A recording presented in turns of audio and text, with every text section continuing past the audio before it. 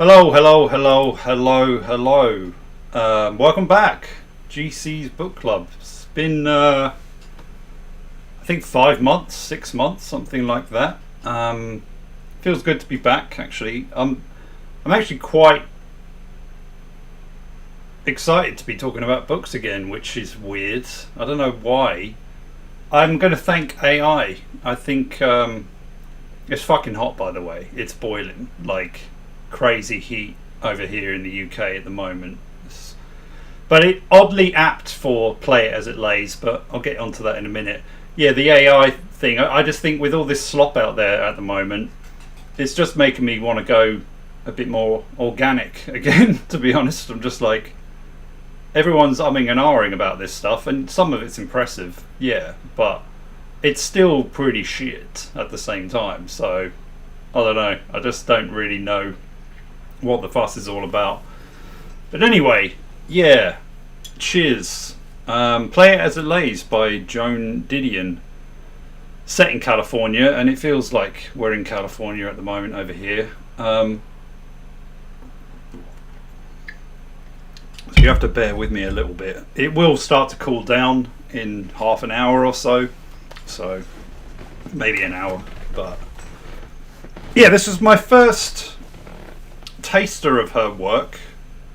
Didn't really know anything about her, to be honest. I might have heard her name here and there, but in terms of style and, you know, themes and all of that kind of stuff, didn't really have a clue. Obviously the title Play It As It Lays is kind of like a gambling metaphor. Play the cards how they're dealt kind of thing. Let the chips fall where they may. It's all in that kind of poker-esque lingo, or casino-esque lingo, and that is part of it. Although I would say quite a small part. I suppose it's kind of like a nod to her father in a lot of ways, and that is a Romano Clef element of the piece. I don't know how much else is, to be honest, but it's a weird one to.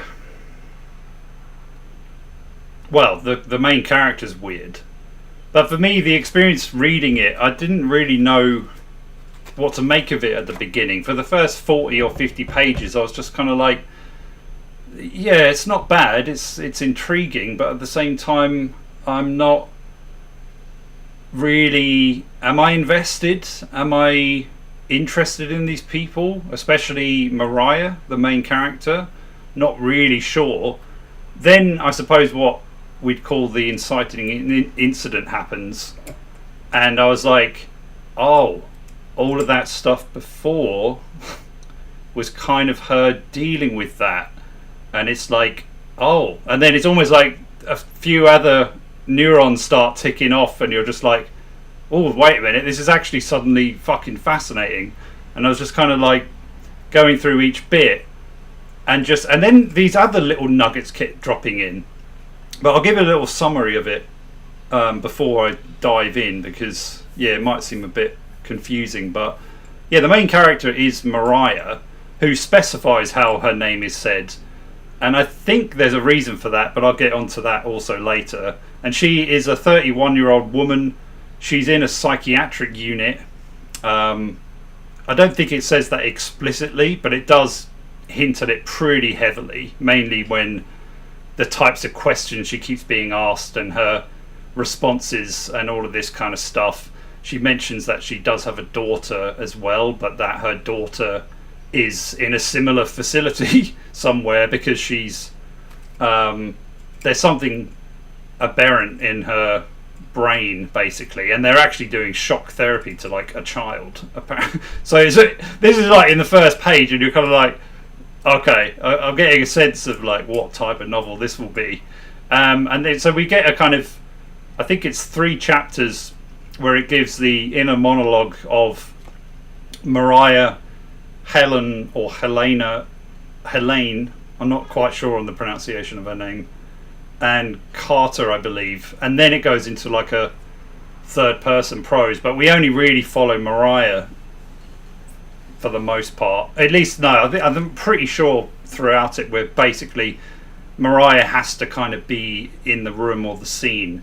she's not necessarily being spoken to, but she's likely being spoken of. And she was an actress at one point. She did one big movie, one other that wasn't particularly successful, I don't think, and she did some modeling stuff. She ended up going from like Nevada, where she was born, to New York, and then obviously LA and all of that kind of scene of Hollywood and whatnot. And it's basically, obviously we're going to find out why she's in the psychiatric unit, but the story isn't told linearly. It kind of bounces back and forth, and it, up until that 40-page mark, as I mentioned earlier, you're kind of wondering what the style is going for, in a sense. But then once you get that inciting incident, you kind of then realise, oh, I'm sort of playing detective here. I'm trying to, like, you know, fix the pieces together, kind of know when a certain scene either preceded or came after that scene, but then it could also go before this scene and all this kind of stuff. So it starts to merge. And I think what this style does, and is probably the biggest strength of the novel, is it puts you in the same mindset as Mariah, who is a character, I would say, that you're not really asked to like, and you're not, I don't think, supposed to like, but at the same time you still feel an empathy. And that might be because your own viewpoint is very much in the same, or through the same eyes, and the very, I don't want to say unreliable, because I do think what she's saying is factual, and yet at the same time, because she's so dissociated, you can't really rely on what she's saying at the, you know, so it's almost like a duplicity of veracity there, where it's like it's truthful, but at the same time that very truth could be deluded. And there's many things I kind of want to get into with this one. Basically, the inciting incident is when she is basically emotionally blackmailed into having an abortion, because she has a child, Kate, with Carter, who is her ex-husband, and he's like the movie director kind of type. But because it's through infidelity on her part, and she tells her husband this, he basically uses their daughter to force her to get an abortion. And it was illegal in California at this time. So it gets all arranged and stuff, and then you see how it, you know, one minute she's pregnant, the next minute she's lying on a doctor's table, and the doctor's just basically, he's treating her like she's a retarded child, in a sense, where it's like anything she asks, she's just, you be quiet now, just, you know, let the men, or let the man take care of this. And it's kind of condescending and all this kind of stuff. But it's more like, how, for me, I really saw, like, right at the beginning, she keeps talking about how she goes out for a drive every morning. It's just like this routine that she has, but she feels like she has to do it. It's like she's just desperate to maintain some sort of control in her life. So it's OCD to the point where you start to feel like it's a bit concerning. And then, yeah, you sometimes you get thrown into other scenes, or little comments get thrown hit left, right, and centre, and you're just kind of like wondering, is like, was that truthful? You know, should I, yeah, take it for its word, or should I just be a bit like, it could be exaggerating, it could be, I mean, honestly, at one point I was even wondering whether the whole Hollywood success that she had might have actually been a complete ruse, might have been she was actually a porn star, because some of the things that are suggested in it are quite violent, in a term that there's S&M kind of mentioned at some point, and Mariah says she's like really not into that idea, but she kind of makes a stance on it. But then you kind of think, because of her age, at some point that might have been true before. And though they are in a Hollywood type environment, I kind of viewed them as like C-list celebrities at best. Like, I think they did one successful film, and since then none of them have really, gone that far. And so whilst they like to schmooze and talk a big game about the successes they've had, really they're kind of nobodies, and what they're producing is mediocre at best. You could imagine like this was probably what it was like for many people trying to get into the industry in the time that it's set, which is I think around the 60s. I presume so. The novel came out in 1970. So, yeah, I'm pretty sure it's got to be in that kind of era. But yeah, the whole was she a porn star kind of thing, I don't think that was really true. But I definitely think like what it almost symbolically might as well have been the case, because Mariah got into it because of her looks, and she is now of an age where she's not exactly going to get the types of roles that she once would have done. She still looks pretty good, but as everyone around her kind of says, it's like, well, it's like you just don't want it and all this kind of stuff. And that seems to be very much the case. And I think what Mariah's doing is kind of having one of those, it's like an epiphany through dissociation. She's rejecting everything around her, the people she knows, and there's little comments she makes. It's like, I'm just tired of listening to all of you and things like that. Like, so she's basically absolving herself of the life that she's in, and she's pointing out the absurdity of their existence. She's kind of like throwing her hand basically and saying, I don't really want anything to do with this anymore. And yet at the same time she's drifting around. She kind of goes and disappears. And Painter doesn't know how to read a book by the look of it. Fucking hell, you can't...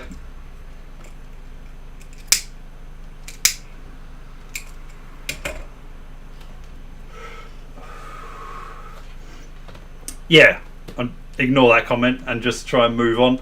I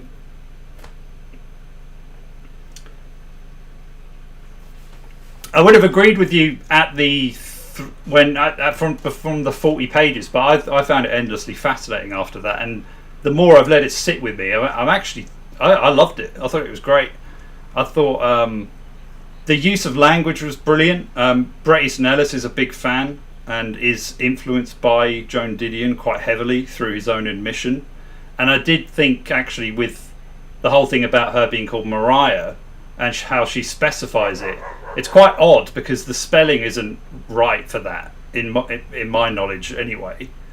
And yet, so when I was reading it, I kept thinking Maria every time it was mentioned. And I don't know whether Ellis took this directly, but in American Psycho everyone's getting misidentified, and there is this whole thing about names and people not remembering them and then or mispronouncing them and all this kind of thing. And I think it's a very interesting decision to make from Didion there, because it's like she's already foreshadowing this kind of split between who Mariah is internally and who everyone else thinks she is. And because she's throwing her cards in and trying to figure out where she's going in life, it's like she's not abandoning where she's from, but at the same time she's not committed to it either, and everyone else around her hates her for it, and they take it out on her. They encourage her to smile when they're just uncomfortable. It did kind of remind me of the whole thing of like, if you're a junkie or whatever and you'd want to get clean, but your immediate environment is just full of junkies, then they will resent you if you start to succeed. If you abandon it, and because they kind of take it as not only as a rejection of them, but also you become a symbol of their addiction and dependence. So because she's essentially pointing out the ridiculousn's of it all and not wanting to go along with everything and play ball and all of this kind of stuff, then they all do start resenting her pretty much. And I think some of the things she goes through are, you empathise with them quite a lot. And it's in spite of the fact that Mariah isn't a particularly likeable person. I actually thought she was like a schizoid personality type, because she's so... I suppose I likened it to, you could have a 2-hour conversation with her, leave the motel room, and then kind of wonder if a word was heard, you know, if she took any of it in at all, because she just seems to be completely absent. And in some ways I actually kind of thought of her as a bit of a female Merceau from The Stranger. I kind of think of it as The Stranger on benzos, basically. It's got and there are elements to it that are kind of similar, especially with the nihilistic prose and the sparsity of it. Like, it's very skeletal. Like, it doesn't play its hand actually that much. It kind of just lays it out, and then what I found to be the intriguing part was when you were putting things together and just kind of trying to get a semblance of some sort of linearity and understanding of what the situation is and what's actually going on. I don't think it's really offering you many answers a lot of the time, but there's definitely indications of things that have occurred and will occur in the future, and it's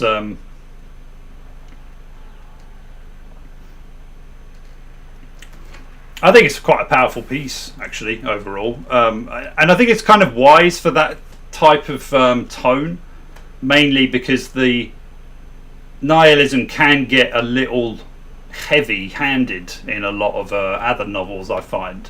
But because this one's pretty short and sweet, it actually fits it all pretty well. I mean, it's pretty damn depressing a lot of the time. Especially, I mean, you've got, like, what?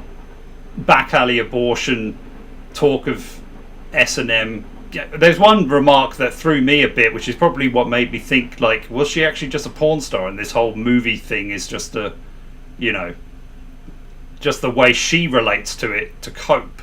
Because she mentioned something about getting gangbanged. She doesn't say, but they're like talking about her in the room, and then something about getting gangbanged by 12 guys one time or something. And you just kind of think, she could have just been living this life up until this point, and it's just snapped.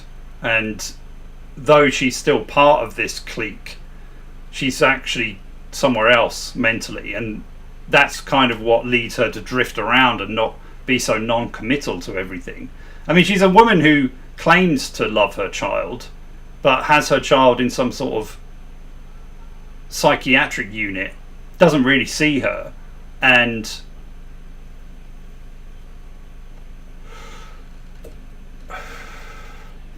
doesn't really come across as somebody who is all that capable of being a loving person, regardless of who the person might be. So that's what I was most impressed by, because really all of the characters in this are pretty damn unlikable. They're just kind of seedy. The men especially, they're clearly in it for all of the wrong reasons, you know, the glory of like putting a film together and all that, but you can kind of tell that they're just in it for the pussy, basically. And there's a character, the one I didn't really take to too much was the guy who kills himself at the end. But you know he's killed himself anyway, but the lead up to it, it kind of just becomes to this point where Mariah he recognises what Mariah's gone through. It's either Beezy or Deezy, I can't remember. I think it's Beezy. And he just checks out, and she basically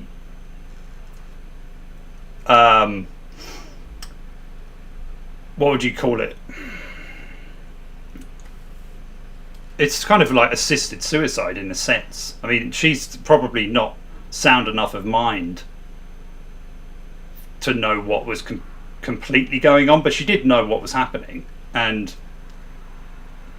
rather than doing anything, she just kind of like lies down with him, and that's kind of where the novel ends. And then you see how at the beginning that she's in the psychiatric unit because she's basically allowed someone to off themselves and done nothing about it. And in a lot of this is why it reminds me of The Stranger quite a bit, because she's not conforming to what everyone else is expecting her to do, but at the same time pointing out that, well, that he wanted to do that, and you know, it does come to a point at some, you know, stage where you don't want to play anymore. You tap out, and the casino metaphors work pretty well. You're cashing in. You're done. I'm out of here. Like, and in a weird way, I don't think the ending is hopeful for Mariah, mainly because she starts like envisioning how she'll start making jam and all this kind of stuff. Like, she's just gone kind of thing. But then she's like potentially drifting into this fantasy realm, and imagining a quiet kind of life of no alarms and no surprises. She has a daughter, and it's in the kind of I don't know, some like beachside residence where things are quiet, and all of the people she's been associated with they're not around anymore, and she just gets to be alone. And there is a kind of a poignancy to that, and you do hope that she manages to realise this, but at the same time you kind of think it's likely going to be a pipe dream, especially considering where she currently is. And funnily enough, the more she probably shows indifference to what has occurred, the more they will label her insane, when really she's likely the most sane one out of the whole lot. You could probably cross it over with something like They Shoot Horses, Don't They? In the sense where, well, you know, this is what the woman wanted in that case. What's the problem? Although, admittedly, I think he shoots her because it's like her dying wish or last wish or whatever. But yeah, there is this argument in it where it's just like, is it totally unacceptable? I don't know, and it poses the question to you.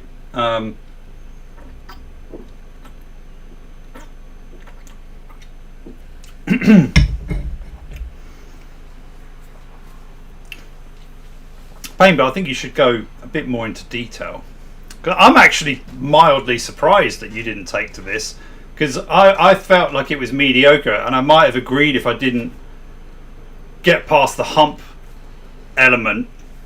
And I actually found I started really enjoying it more and more the longer it went on, and that's kind of unusual for me. I find it's usually the reverse, where in the first 30 or 40 pages I know if I'm invested, and I know I get a sense of like, oh, I think this is going to be pretty this, that or the other.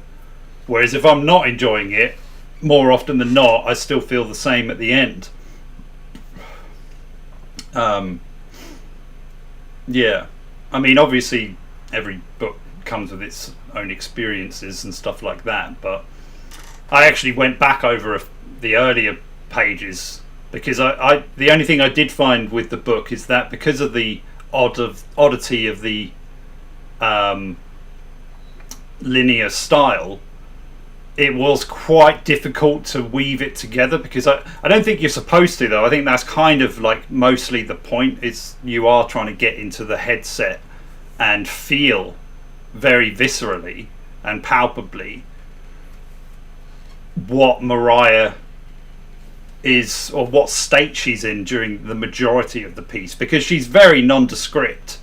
She's arguably almost like one of these conduit characters, in a sense, where, and that's kind of weird to say because she is the protagonist, and yet at the same time she's kind of stripped of having any kind of traits, really. You get a sense that she's just a skinny brunette who likely only got into this type of work because of her aesthetic, and that's it. You know, you don't really. She's got very lacking personality, I would say.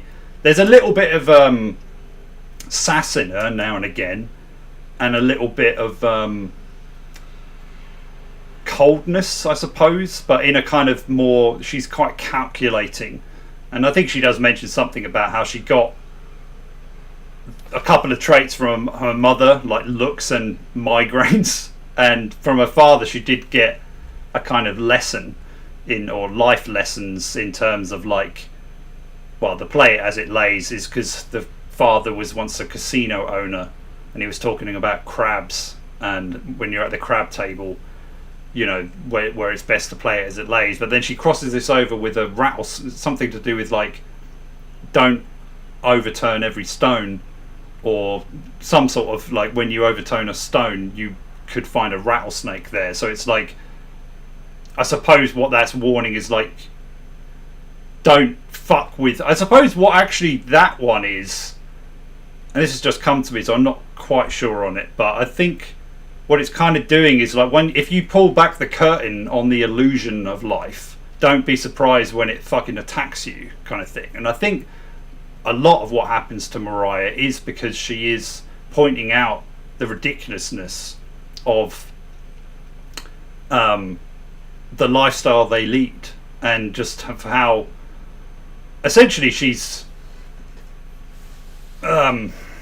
washing her hands of it all. She doesn't say any of this explicitly. She's doing it via her odd behaviour, where she'll disappear to New York for a little while. She'll see an ex-boyfriend, Ivan, I think, or an associate. She'll meet random people. She'll be in the room when there's some sort of odd threesome happening, and then you don't. It's odd as well because you don't get descriptions of anything sexual, bar a couple of scenes where it's just weird.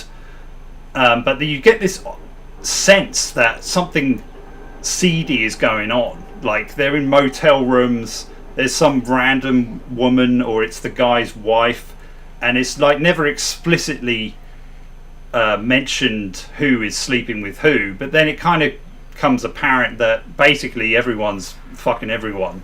You know, it's not like, there's a few kind of throwaway, you know, bits of dialogue here and there where it's basically saying like, is he a good fuck, and all this kind of thing. So you get this sense that I would imagine some of them have been involved in orgies and things like that. And when, yeah, I suppose you just, and I suppose the consequences of that is what happens to Mariah when she's pregnant, and has to get rid of it, and has to do so in a manner where she's just constantly on barbiturates and stuff like that, and she's bleeding a lot. There's descriptions about how profusely bleeding she is, and like, but she's almost like indifferent to it at the same time. She just starts trying to go about her business by, you know, putting extra towels to sap it up, and you're just kind of like, is it not concerning to you that you're kind of like bleeding all over the place and then waking up in odd hotel rooms and stuff like that? It's like, meh, this is weird. But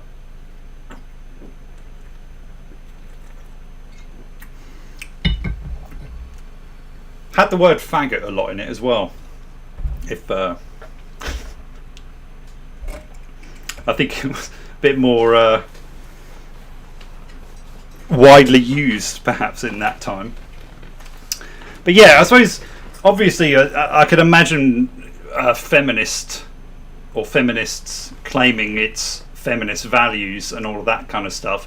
That would be fine. I can definitely see elements of that within it. But at the same time, I think a lot of the women are just as culpable as the men. They get involved in this because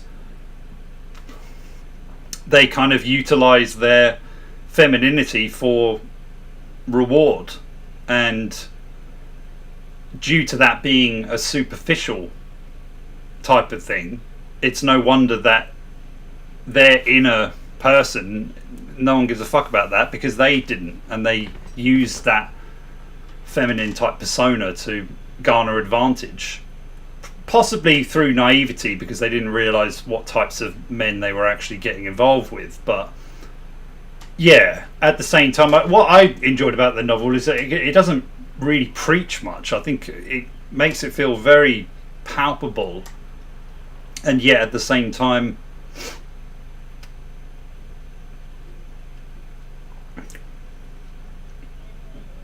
well, accurate, I suppose. It just feels like the era it's in, the environment. Like there's a haziness to the piece as well, which I think really suits the location as well as the mindset of Mariah. I think the daughter is clearly a sort of karmic symbol of the sheer lack of, you know, thought behind the actions, because being born basically, I think she's born disabled, but I don't think it's actually indicative or clear about that. It could have been due to some sort of accident or whatnot. Who knows? But yeah, I think it's most certainly she is a result of her mother and father, basically, and in the most kind of obvious way. And yeah, I suppose, to play devil's advocate, if I was to like be critical of it, I can see why some folk wouldn't get along with it, because the language is it's not dense. It's actually kind of it's kind of dense in the way it's portrayed, but it also ironically doesn't really play its hand. I wouldn't say it's actually like it withdraws a lot of information, or it just keeps it at its very, very most stripped down, to the point where you're the one who has to really put two and two together a lot of the time, and even then you're not quite sure. But then, due to the fact that all they really care about are kind of hedonistic pursuits, or ones that will give them recognition through artistry and things like that, it's kind of difficult to know what if they're saying is reliable in a lot of ways, because a lot of the time they're on this, or they're doing other drugs, or they're just out of it for days or weeks or whatever. But I think, I mean, if you don't like Bret Easton Ellis, I wouldn't have thought you'd enjoy Joan Didion, because I mean, I could definitely see a lot of influence there. It's mainly in the tone, use of language. Maybe Bret is a bit more expansive in that regard, but I can't really speak for Didion in terms of her other work, because maybe she is more descriptive. I did think at times it could have expanded a little bit more, and I wouldn't have minded seeing a bit of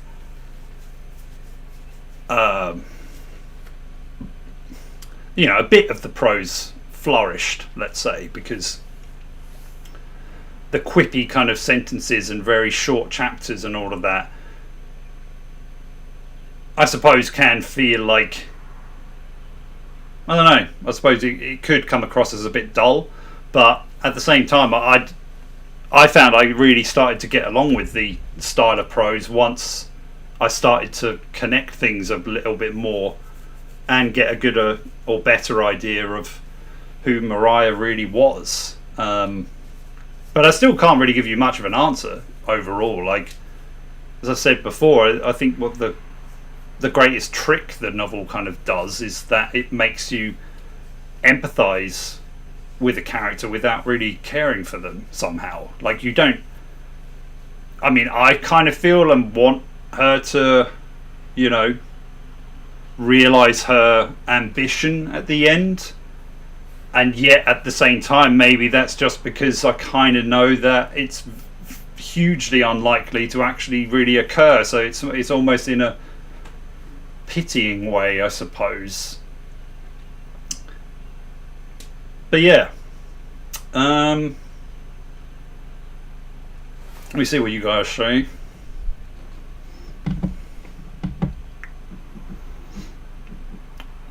But nihilism is self-inflicted and performative. I I'd like you to elaborate on that because I'm not quite sure.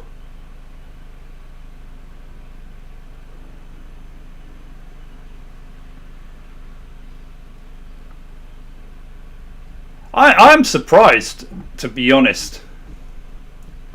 But then, fair enough.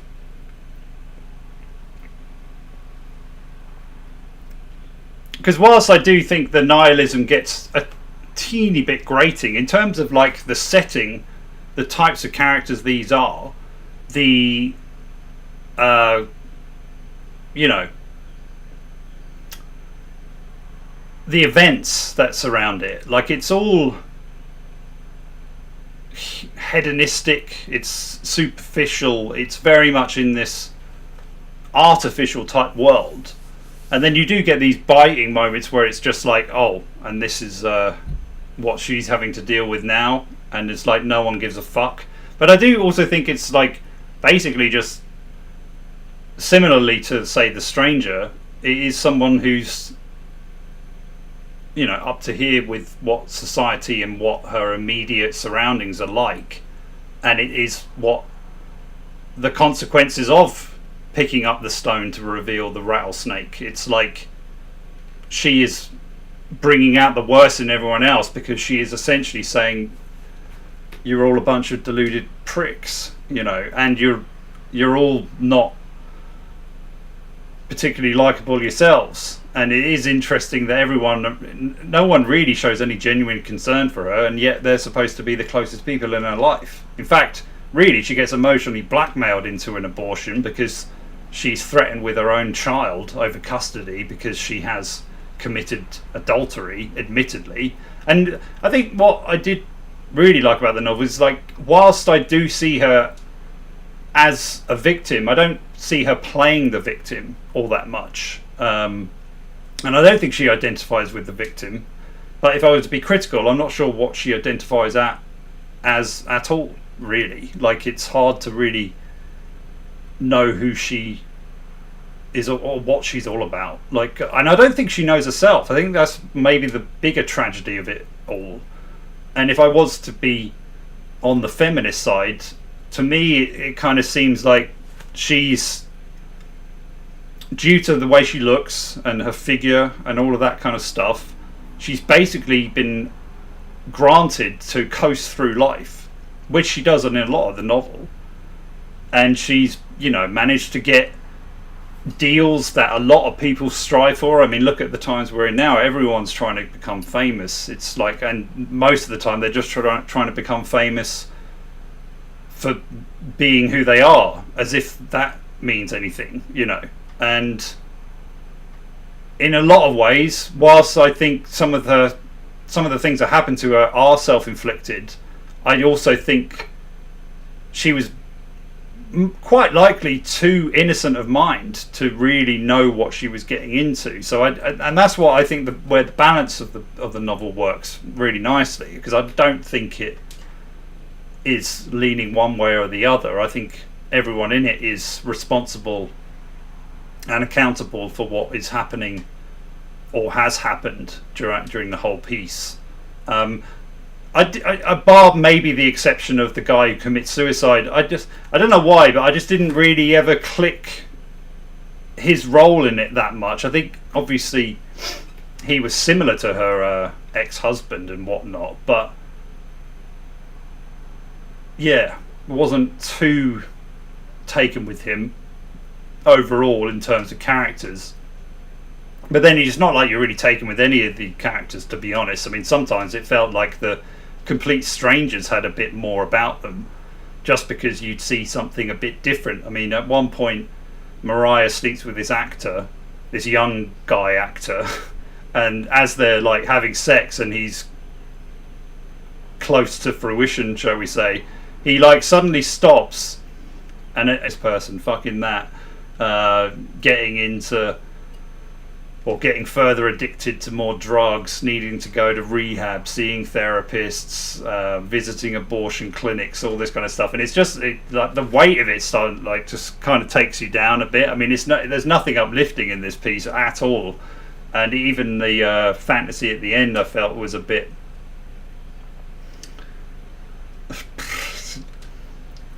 you can kind of. I actually found it kind of ironic considering what their professions were, where they kind of come up with stories and all of that, and hers just felt like all the more tragic due to its simplicity, like imagining putting jam together and having like little labels and all this kind of stuff, and then actually having, and her daughter's like an afterthought in this bit as well, so you're just kind of like, wow, it's like these people are gone kind of thing. And Mariah is like an orphan throughout this as well. I think she loses her, she loses both parents in a pretty savage manner, if I remember right. But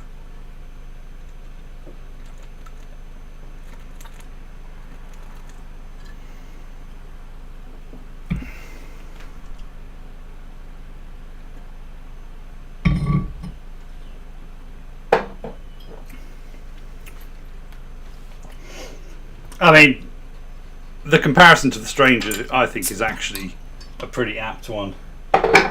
It's obviously not really in the same breath, because I'd call this more nihilistic style fiction, I suppose, overall. But there's definite crossover in terms of identity, in how the person relates to the world as well, and what they're seeing from it. That might be due to, drug taking and whatnot, but it is just a correlation. I mean, I'd also say this is a bit like the Bell Jar. She's got a similar personality to Esther Greenwood, but she's far less, self-realized, I suppose. She's almost like an incomplete person. I think that's where the Merceau comparison comes in, because it's she's very nondescript, and I think you do have to give us your own kind of assessment of her, and I think that's the thing that I do think is really strong about the piece. It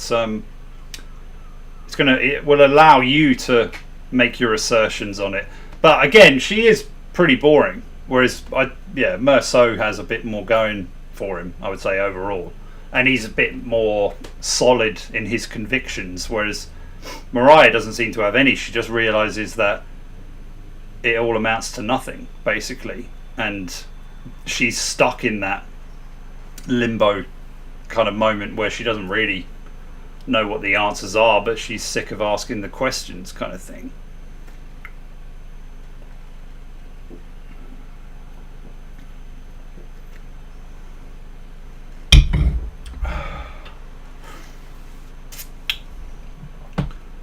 But yeah, I think I'll call it quits on the review for now. I mean, I might mention something else about it if anything comes to mind.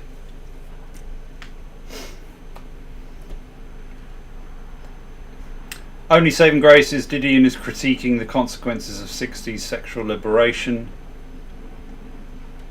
I mean, I don't think she's critiquing it as much as she is cataloguing it. Potentially, though, I mean, yeah. I think she's certainly giving a documentation of the era, but it's in a very specific, setting and environment and work area. But really, I mean, do we think Hollywood has ever been anything different? Doubt it, to be honest. But yeah, I think for me, like, the nihilism works really well because the actions that are clearly happening and the underbelly of it all is it's I don't know, unnerving. There's something about it that's like you feel as you just sense this uncertainty. It's almost like you don't know what's happening, and yet at the same time you're getting a better and better understanding of what is occurring between these people. But I wouldn't expect you to understand that, Painbow. Are you planning on reading Eve Babbitt's She Is Like a More Sunshine and Rainbows version of Didion? I mean, if you're trying to sell me with sunshine and rainbows,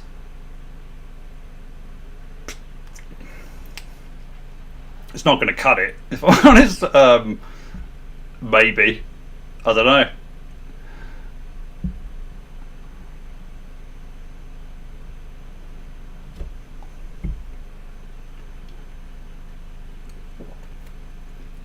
Mariah is Jenny from Forrest Gump.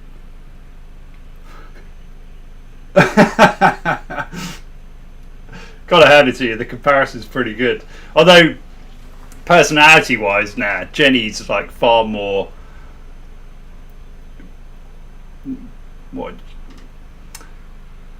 sassy, I suppose, and more sure of herself, at least up until a certain point. Jenny from Forrest Gump basically plays the classic, goes off and has a load of fun and, you know, fucks every guy she wants, and then she comes back to Forrest when she's got no other option. So she's playing that well, modern woman trope, basically. I don't see Mariah like that at all. I don't know, maybe it's difficult to feel or have any regard for someone like Mariah, but there was something about that. I just think I hope the best for her, I suppose, overall. I don't see her as a bad person, but then again, I don't see her as a good person either. I just see her as someone who was thrown into that kind of environment and left to play it as it lays, as the title suggests. I just think she's got to this point now. I think that is probably where I got the most enjoyment out of the pieces, because it wasn't laying it on thick in terms of like, oh, this is, you know, so harsh and horrible. Like, it was very matter of fact. It was a little bit I suppose Requiem for a Dream-esque in some ways, in terms of like, it's just like, you know, one thing will lead to another, and a lot of the time that will just be harsher and clinical, you know, that type of thing. And yeah, of course, if you're involved in that, see, and maybe the reason I had some sort of sympathy for her was because, you know, the glitz and the glamour of all these types of professions very much deludes people, and we don't really see behind the curtain of it a lot of the time. And especially in that time, I don't think people saw the gritty reality of it, where there's a lot of desperation and seediness and kind of just subterranean goings on with it all. And then you kind of wonder, maybe that's the only reason people like it in the first place. It's just it's all a ruse to self-indulge and jump into debauchery kind of thing. But then when you get mixed up in all of that, I defy anyone not to become pretty dissociated with everything around them. You're going to become completely desensitized. And yeah.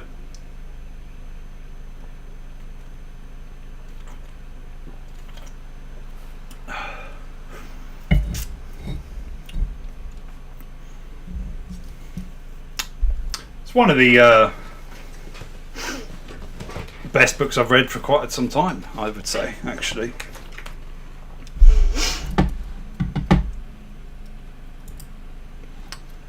So on that note, is this going to do the right thing?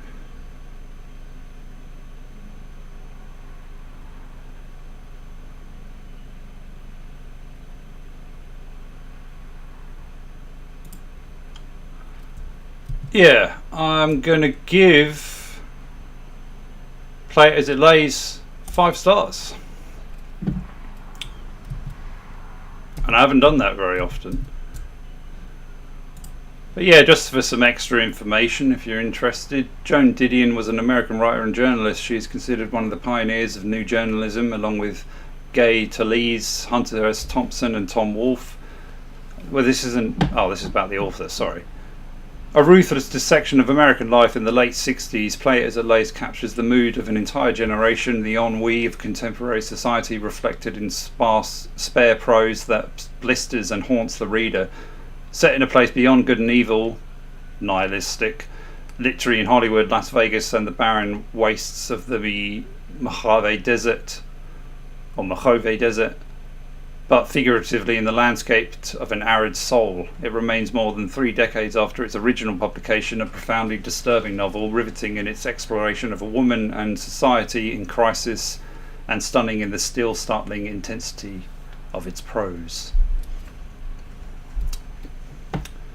Nice synopsis. So there we have it. Play It As It Lays. Good one to kick it off with, actually, I thought.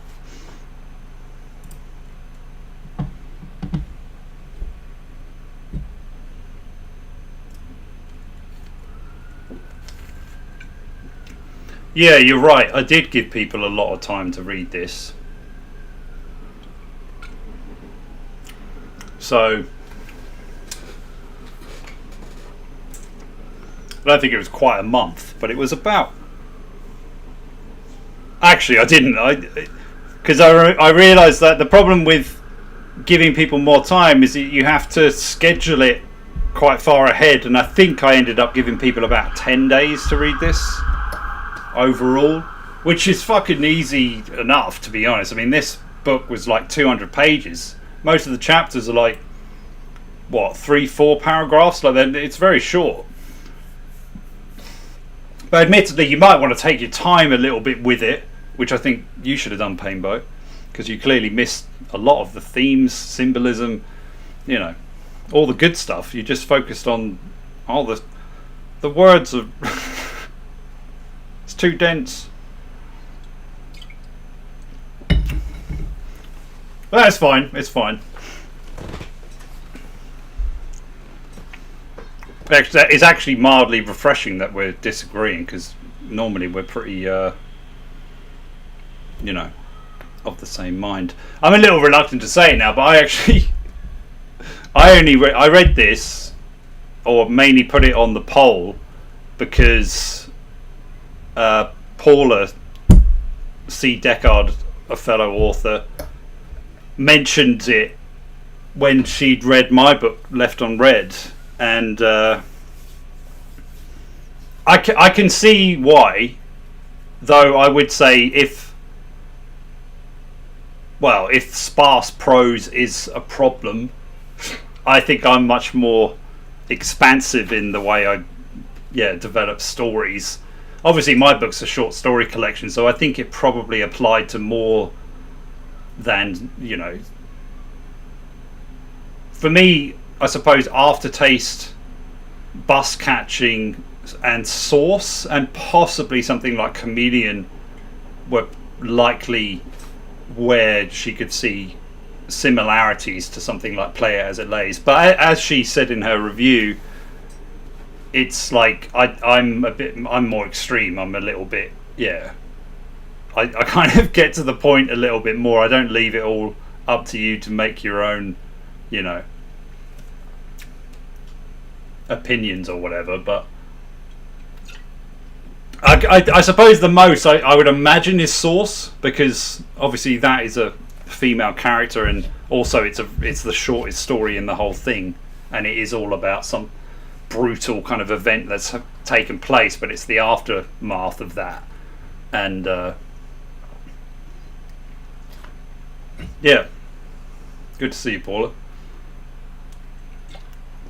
And good recommendation. I agree, actually. I suppose actually when I was like 40-50 page mark, I was thinking, don't know what she's talking about. There's nothing happening in this book. Like I make a point, you know, or I get to the plot or whatever. But then when it started to actually like sew itself together, I was like, oh yeah. And definitely some of the plot points in general, you know, there was complete crossover there. I was almost like, oh yeah, I speak about this. Like a lot of my stories just end with, well, some sort of what would you call it? Oddly kind of romantic, but at the same time horrific suicides and things like that, or that there's just a lot of seedy goings on and all that kind of thing. But yeah. Actually, well, since you mentioned this,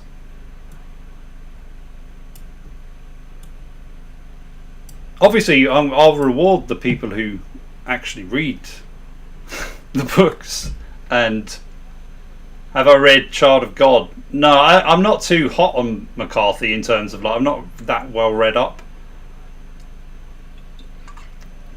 I tried to read The Road. For me, like, Painbow's reaction to Play It As It Lays is my reaction to The Road. I hated it. Like, I couldn't get into it. I found the language pretentious.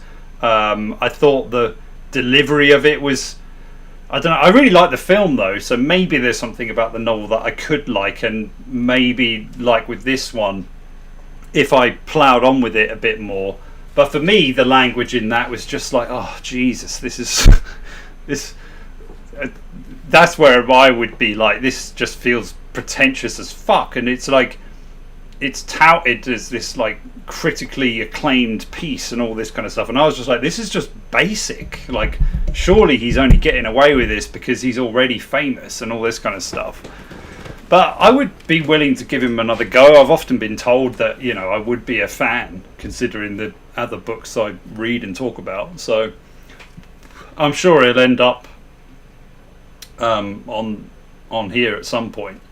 I don't know in what format, but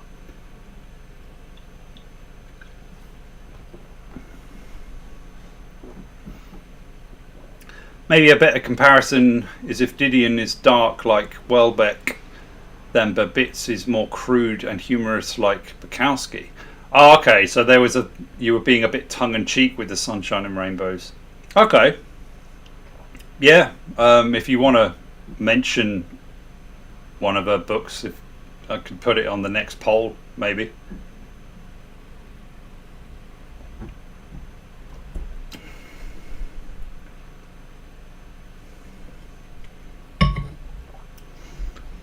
Yeah, I did nearly start Blood Meridian. Then I read the first page and I thought, I kind of almost hate it. It's actually a similar thing to me when it comes to like fantasy stuff, where it's like the first page you open's a fucking map or something, and you're just like, I haven't even read anything yet, and you're already trying to make me think, oh, I need to really envision this place and this kind of stuff, and I'm just like, and admittedly, Blood Meridian doesn't do that, but I think it starts with some sort of article, and it's just like from a fucking newspaper or something back at the times it was written, and it's just this like epistolary style that's just like could be fine. Admittedly, like Lolita actually does start in a similar type of way, really, when the first couple of pages is just this account regarding HH. I think it's his lawyer or someone like that, and it's just like it's a way of kind of making it seem so real and all this kind of stuff. But it's just a bit. I find all of that kind of stuff just a bit ridiculous. It's like we do know we're reading fiction. You don't need to like try and trick us into, you know, I don't know, just believing otherwise. It's just if that was the case, you should have published it without any publisher, you know, logo on the book, no author name. It should have just been marketed in a sense where it's just some person out there has written something and put together, you know, the manuscript. You're not going to buy it. I don't know. I just think it's a very pompous and entitled way, actually, of opening a piece, if that makes sense. Yeah, same here, Igor. Same here. Give it a try. Necrophilia. Which one are you talking about? Child of God. Okay.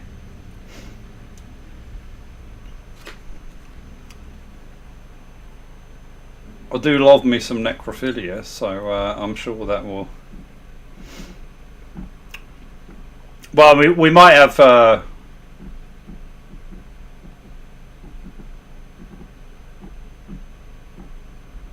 mean, I would answer this, by the way. I'm not just ignoring it, but I'd rather answer it in a sense of like what style, and then what are my top 10 nihilist books or experimental or things like that. Like, I don't know, if it changes all the time basically, but I suppose the Book of Disquiet would always be in there. But then again, so with the Count of Monte Cristo, I think that's great, and and I don't even think the writing is particularly great in that. I just love the story. I think it's brilliant. Journey to the End of the Night. I don't know. There's two. The Strange is still one for me that is there. The Metamorphosis. All of these types.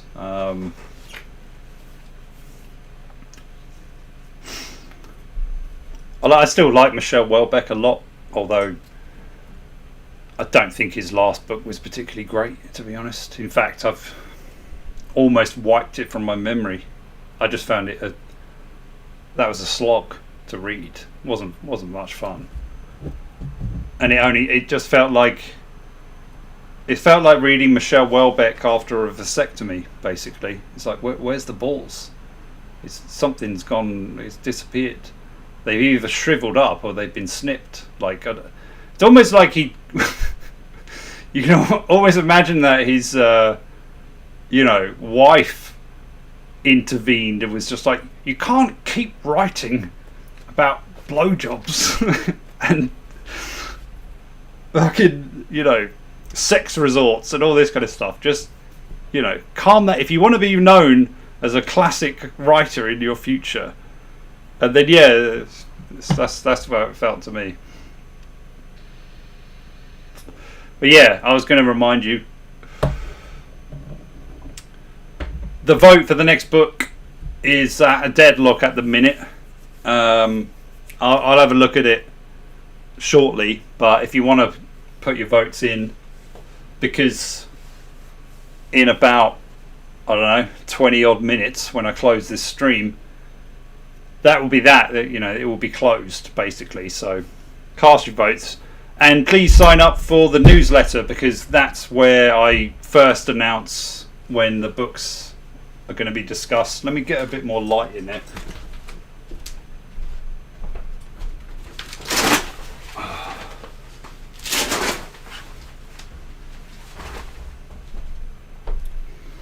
Yeah, that's where I only send about 2 newsletters out a week, just kind of going on about what's going to be happening on the stream, YouTube channel, my books. There is an audiobook for Tribute. If anyone's interested, just let me know.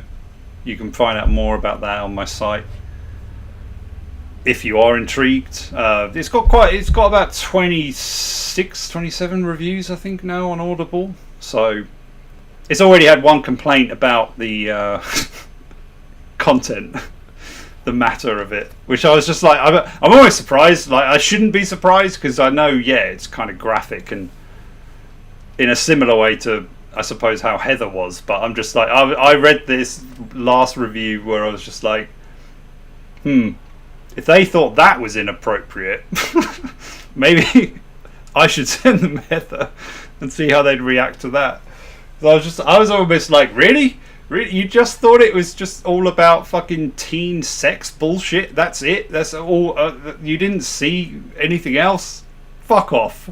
It's like, you can't win in this game these days. But yeah,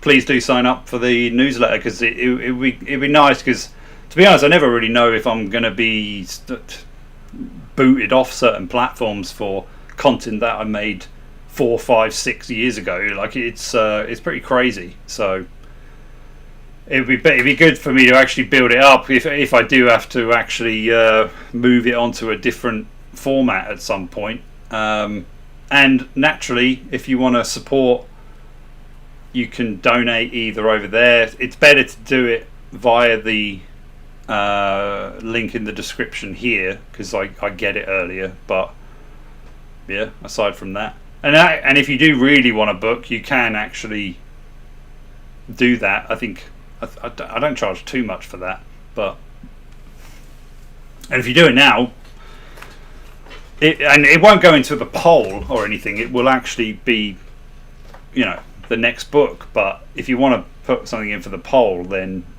I think that costs a £5 donation or something like that. Whereas the if you want to guarantee it, then it's a little bit more. But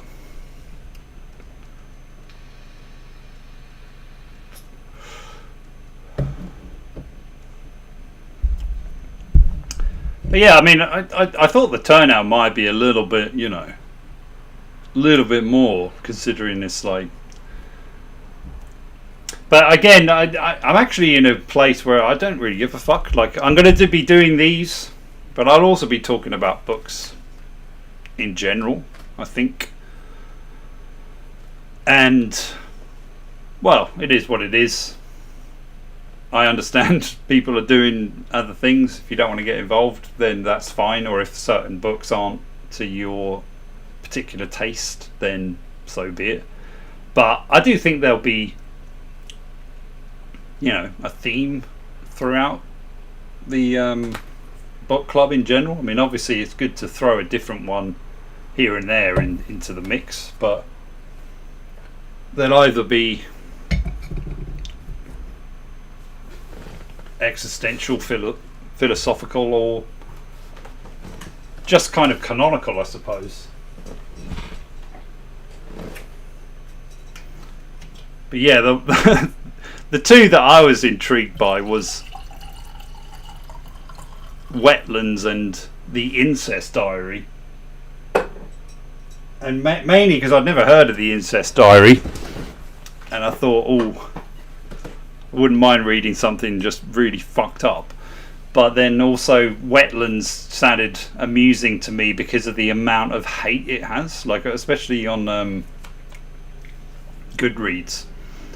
It's like, I think it might have been the only book that I've seen that's got lower than 3 stars, and it still has a very big reaction behind it. So it's just a bit like, oh, this sounds intriguing. And I think the opening is because the girl suffers an anal shaving accident, and that's why she's ended up in the hospital, or something like that. And I thought, well, that's what, you can't ask for a better premise than that. That's fucking fantastic. So,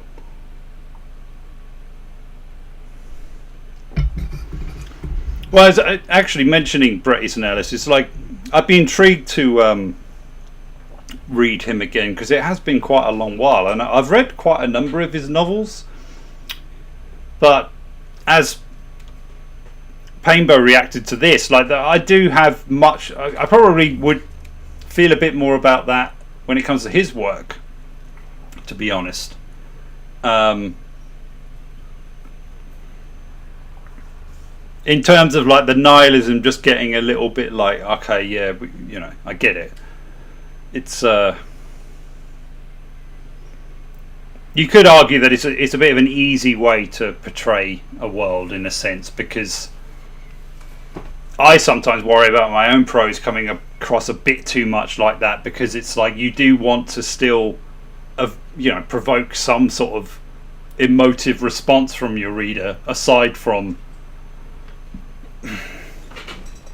oh, isn't it all shit, and all of that kind of stuff. It's, I think there is wonder and intrigue and all of that kind of thing, and I don't want to get too bogged down in that style. But yeah, but yeah, I mean, and my concern is it might actually genuinely be a bit shit. It might start off all right, but I imagine that the protagonist could be just a bit obnoxious. I don't know, but willing to give it a go. And I might give it. I think it's a film as well, as is Play It As It Lays, which is quite well regarded. I don't think I'd bother watching it though, to be honest. Funnily enough, I don't want to keep saying ironically enough, but even though this is all about like, movie creators and all of that kind of stuff, as a movie, might be all right, but I don't think it's going to be particularly engaging, And who asking me about McCarthy is like, I've seen Sunset Boulevard, and that on its surface is pretty boring. Really, it's just a dude trying to convince another dude not to kill himself, pretty much. But the dialogue in it's beautiful, and it was originally a play, in fairness. But yeah, that's a film you can settle in on a night and just enjoy the discourse between them, because they kind of like, hash it out, I suppose. The whole notion of living or not living. But yeah, the film equivalent of this particular book, I'm actually just not that interested in watching it. I like the book enough as it is. I don't care who they would portray Mariah as, to be honest. I've got my own. And to be honest, I actually imagine she probably looked like the author, actually, in her heyday. Perhaps a little prettier or whatever, but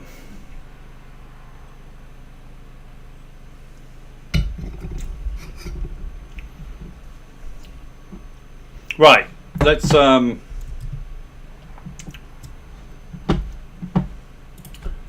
see what's going on with this vote.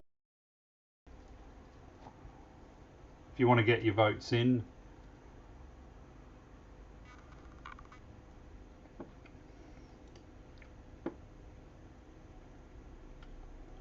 no, we're still at a deadlock. Okay.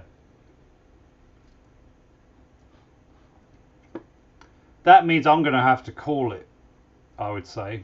That's the only real way to do it.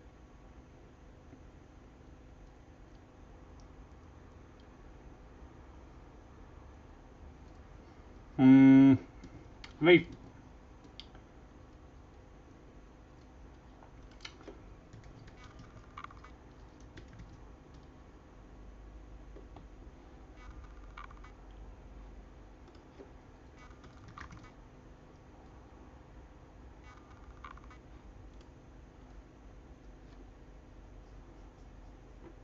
I think in this case, I might actually just be like, well, GC decides with no regard.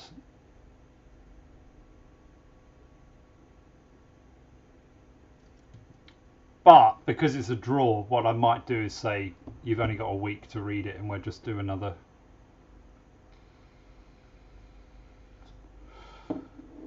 book club this time next week. If you're up for it. I mean, I know Painbow's up for it.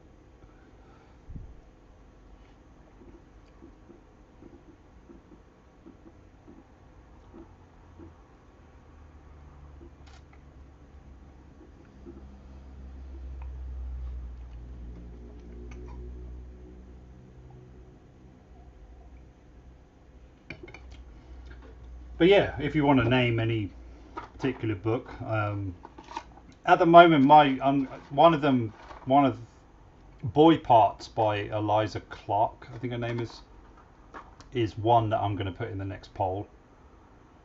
If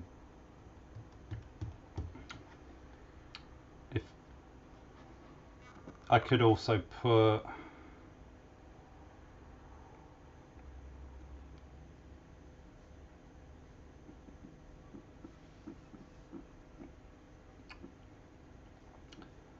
Child of God, maybe.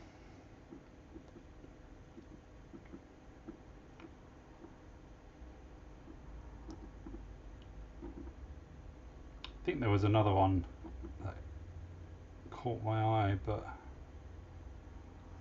Yeah, this is by no means any promise. I'm pretty sure boy parts is going to be in there just because that's caught my attention recently. So I'll probably throw it in.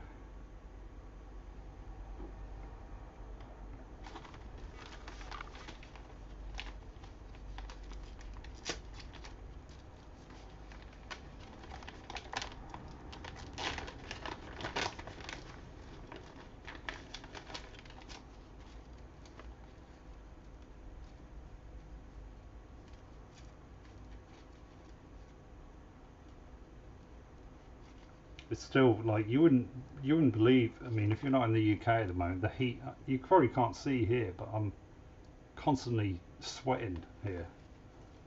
I mean, having a fucking ring light in my face doesn't help. But it's like 20 past 9. There's no breeze in the air. It's no wonder people in like South America and whatnot just never rise out of poverty. It's just you can't in this weather. It's like you don't want to do anything. There's no point. It's like it's very arresting. The only thing it usually ends up doing is it kind of makes you horny, but in a way where it's just animalistic. You're just like, oh, I just need to do something. Just need to fuck. You need the cold to get anything done. That's the problem. And this is not normal, by the way. I mean, it does get like this here on occasion, but this type of heat, it wasn't here when I was growing up. This is like just weird in general.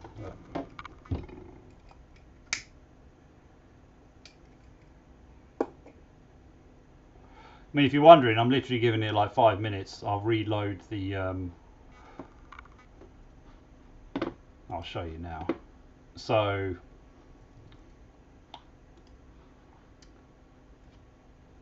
Yeah, this is where we're at. If I do a quick reload, it might be a winner, who knows. No, we're still on a draw, so I'll do the same after I finish this. And presuming that nothing would have changed, I'll pick which one we're going to read, basically. I'm kind of checking the page count of each one, so that way I can do another stream sooner rather than later.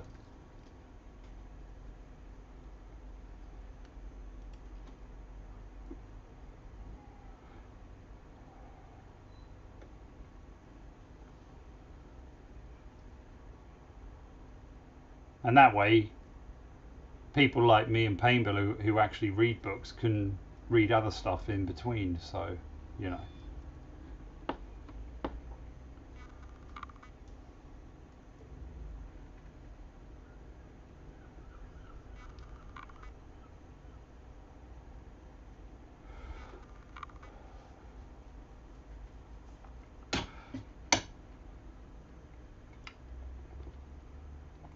To be honest, I don't really hold out a lot of hope of this book club reaching high, you know, a lot of people. Maybe if I did it for like a really long time, we might have, you know, 10 committed people or whatever.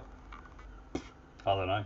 It's hard, you know. You have to be really involved in it and stuff. So, but I'm gonna, yeah, plug along with it for a little while. I enjoy it for the kind of social element, and also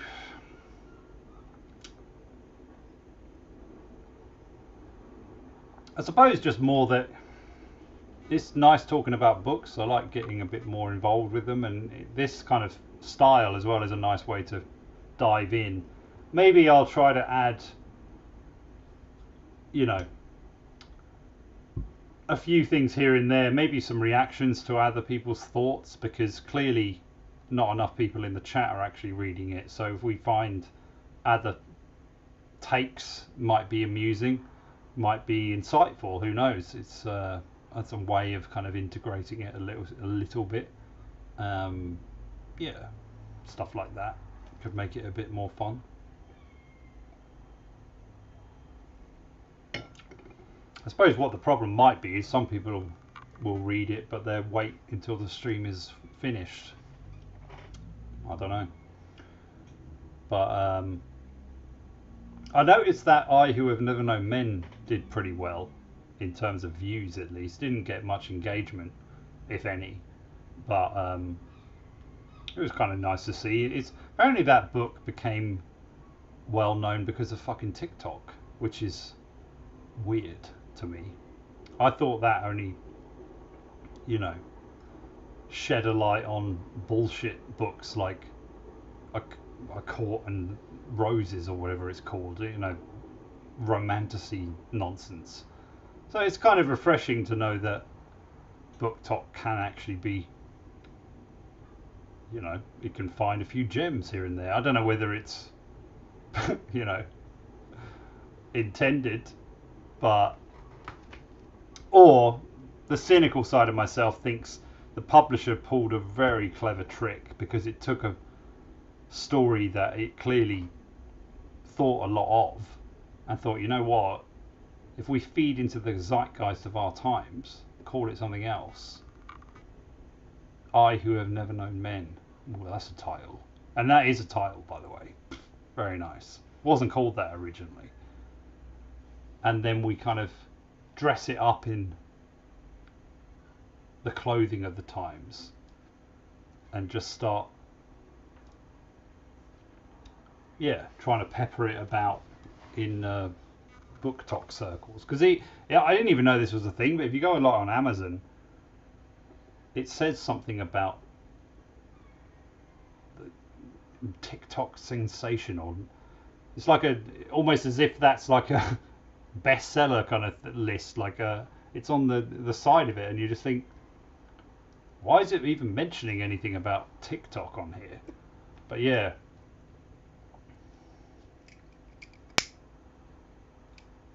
I'll give it a pass because the book's great, but and almost a little bit surprising, to be honest, in terms of like I was just kind of like, oh, okay, maybe they don't just read absolute bollocks out there these days. Maybe there's people actually promoting some pretty damn good works. Although I'd say that is one that would have found an audience at some point anyway, possibly amongst the more existentially inclined, you know, when it comes to literature. Because to me, that's an existential novel. Like, don't give me that sci-fi bullshit. It's not sci-fi. That book is no more sci-fi than Waiting for Godot is, to be honest. It's like, yeah, okay, you can imagine the backdrop is some other world if you want, but it's like, that's just trivia, inconsequential nonsense. It's like, it doesn't matter. It really doesn't matter in terms of the world it's in. Makes no difference, you know. So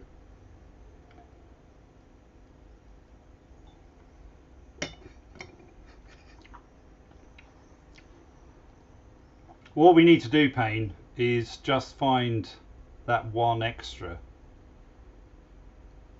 just the one more who's read it, and then we'll take it from there, step by step.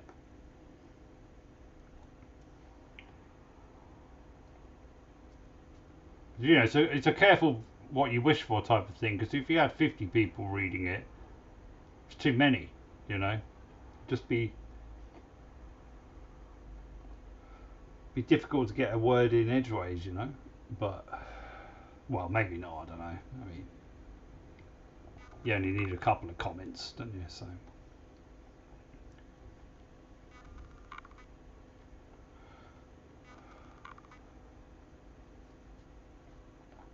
right, I'm going to reload the thing and probably call it a night.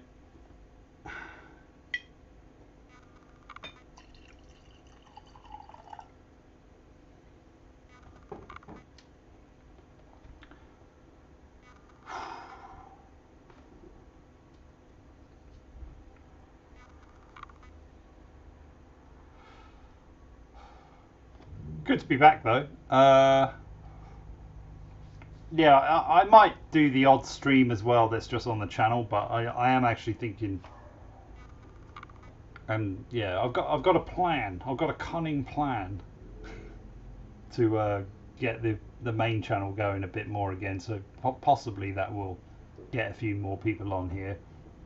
And I do encourage anyone to just who is interested to get on the mailing list, and that way you get a bit more of an insight into what is actually featured in these novels and whatnot. So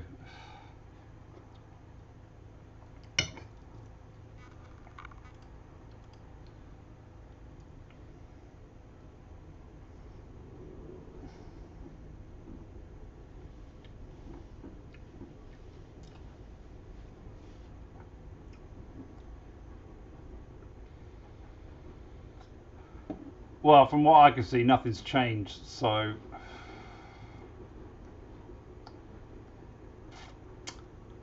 I am going to vote and decide on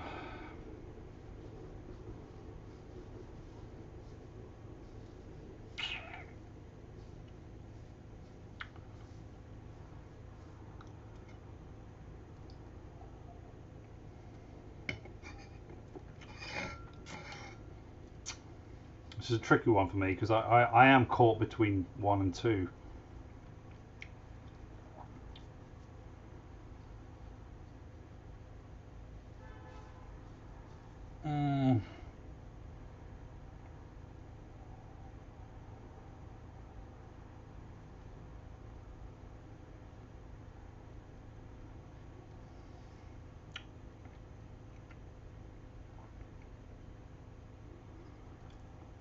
Maybe I should flip it. Oh, if I had a coin, I'd flip it right now.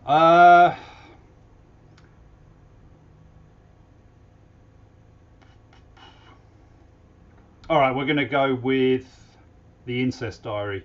I've said it now. That's what we're doing. The Incest Diary is the winner. I'm intrigued to go for Wetlands as well, I will admit, but I think potentially the style of something like Wetlands might be, I don't know. I've got a feel for the Incest Diary. I want to read something just a bit fucked up, to be honest. So yeah, that's what I'm gonna decide on for next week. It is quite short as well. I think it's only about 170 odd pages, so it's not going to be too difficult to get through, although apparently people struggle to read 200 pages in a week. I mean, that's embarrassing, by the way. You should have a word with yourself. I mean, come on. I for instance, with this last book, which is also about 220 in length, I read it for 20 minutes a day, and I still finished it before, I had to do this. So that's what, 5 days? 5 days for 20 minutes a piece. If you took an hour, you would finish this book in 2-3 days. That's it. It's, and don't tell me you don't have time. I'm sick of that bollocks. You make the fucking time. You should be making the time anyway, because what else are you doing? Your phone tells you how much time you're pissing away. So yeah, I'm not judging or anything. I'm just saying, it's you will feel, moderately better about yourself if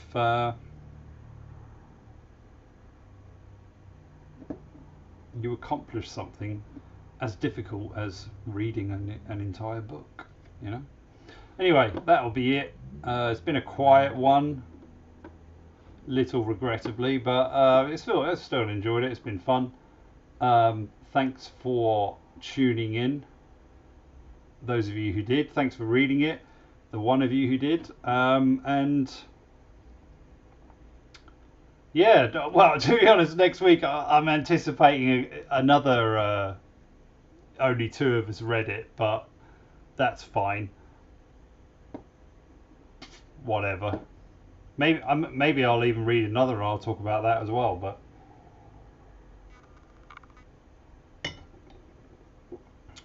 until then, take it easy. It's been fun. I hope you've all been well. Yada yada yada. And yeah, well, I'll see you in a week.